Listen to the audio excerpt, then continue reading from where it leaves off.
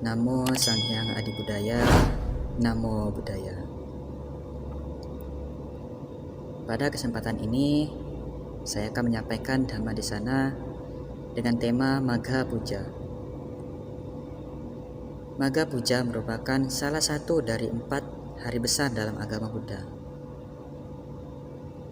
4 hari besar dalam agama Buddha yaitu Waisak, Asada, Katina, dan Magha Puja. Dari keempat hari besar ini, ada 3 nama perayaan diambil dari nama bulan terjadinya peristiwa tersebut.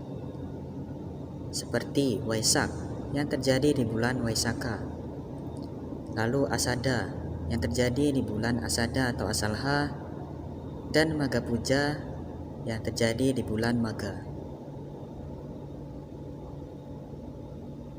Magha Puja ini terjadi setelah 9 bulan pencapaian penerangan sempurna oleh Petapa Gotama di bawah pohon Bodhi.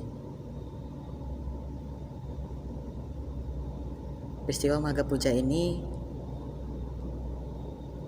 terjadi di Wihara Weluwana atau Wihara Hutan Bambu di Rajagaha. Dalam peristiwa Magha Puja ini terjadi 4 peristiwa penting yang sangat langka karena hanya terjadi sekali dalam kehidupan Buddha Gotama. 4 peristiwa tersebut yaitu berkumpulnya 1250 biku tanpa adanya perjanjian terlebih dahulu. Yang kedua, mereka semua telah mencapai tingkat kesucian tertinggi atau arahat. Yang ketiga, mereka semua memiliki 6 abinya atau kemampuan batin yang luar biasa. Yang keempat, mereka semua ditabiskan sendiri oleh Sang Buddha dengan cara ehibiku.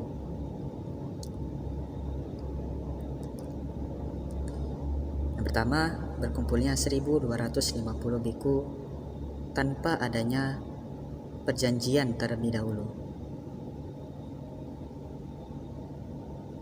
Dari 1250 biku tersebut, 1000 diantaranya merupakan pengikut dari Kasapa 3 bersaudara, yaitu para petapa berambut pilin atau yang disebut dengan Jatila.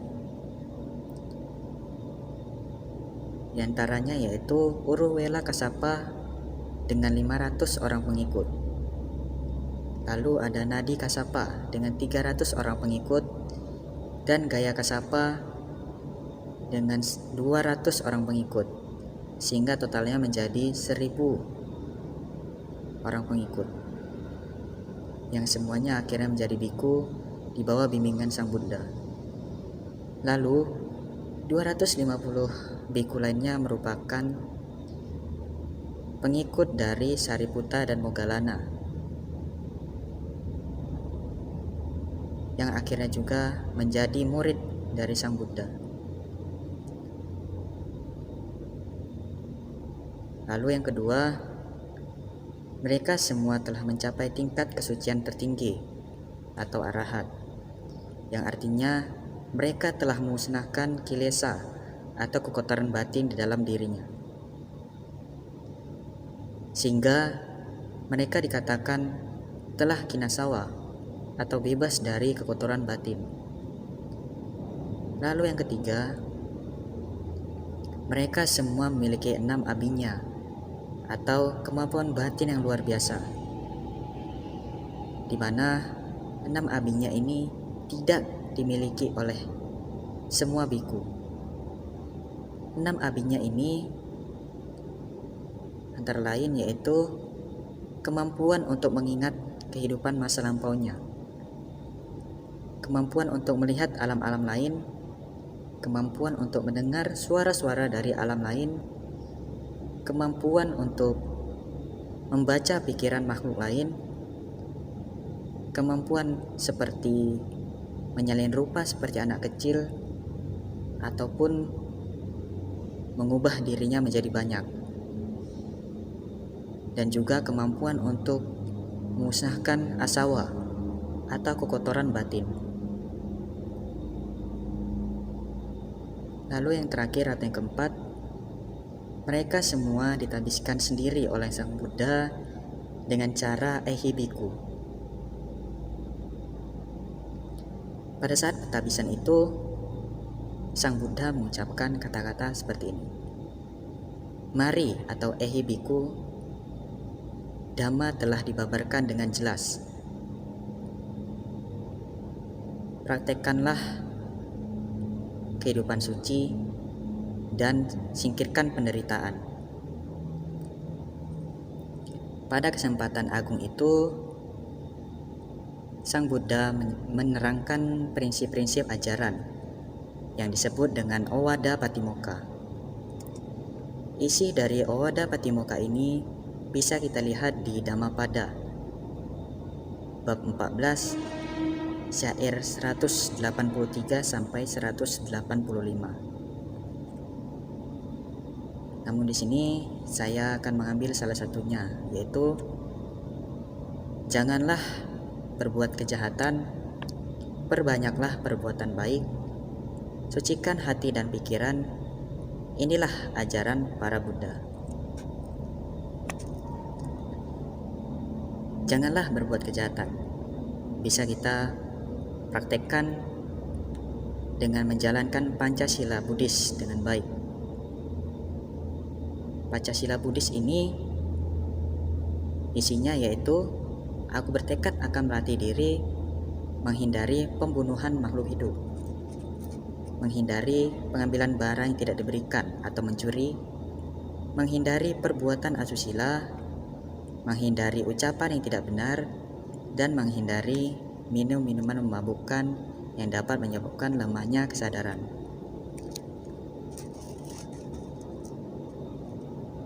Pancasila Buddhis ini dikatakan sebagai perbuatan baik pasif atau menghindari untuk melakukan perbuatan jahat, sehingga tidak hanya dengan menghindari melakukan perbuatan jahat, kita harus juga melakukan perbuatan baik. Cara melakukan perbuatan baik ini bisa kita lakukan dengan mempraktekkan dasa punya kiryawatu ataupun 10 cara untuk melakukan perbuatan baik, di mana dalam video saya sebelumnya saya telah menjelaskan 10 dasa punya kiryawatu ini. 3 diantaranya, yang pertama yaitu dana sila bawana, lalu apacayana ataupun sikap rendah hati dan menghormati kepada yang patut dihormati. Lalu ada weyawaca, yang artinya bersemangat dalam melakukan hal-hal yang patut dilakukan. Lalu ada patidana, yaitu melakukan pelimpahan jasa untuk sanak keluarga yang telah meninggal. Dengan melakukan pelimpahan jasa ini, kita sebenarnya juga sudah melakukan kebaikan.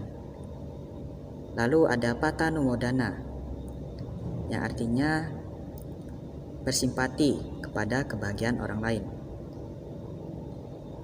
Lalu ada dhamma sawana, yang artinya mempelajari dan mendengarkan dhamma. Lalu ada dhamma desana, yang artinya membabarkan dhamma, dan dituju kama, yang artinya meluruskan pandangan salah. Nah, ke-10 cara untuk melakukan perbuatan baik ini bisa kita praktekkan dalam kehidupan sehari-hari kita. Dan di pesan yang terakhirnya ada sucikan hati dan pikiran. Sucikan hati dan pikiran ini bisa kita praktekkan dengan melakukan meditasi, sehingga pikiran kita akan menjadi tenang dan damai. Nah, peristiwa Magha Puja ini yang sebentar lagi akan kita peringati. Di dalam memperingati Magha Puja ini kita bisa melakukan perbuatan baik. Di antaranya dengan mendengarkan Dhamma, dan juga karena bertepatan dengan hari pada bulan purnama, biasanya para umat Buddha mempraktekkan atasila atau 8 sila. Jadi itu saja yang bisa saya sampaikan. Namo Sang Hyang Adi Budaya, Namo Buddhaya.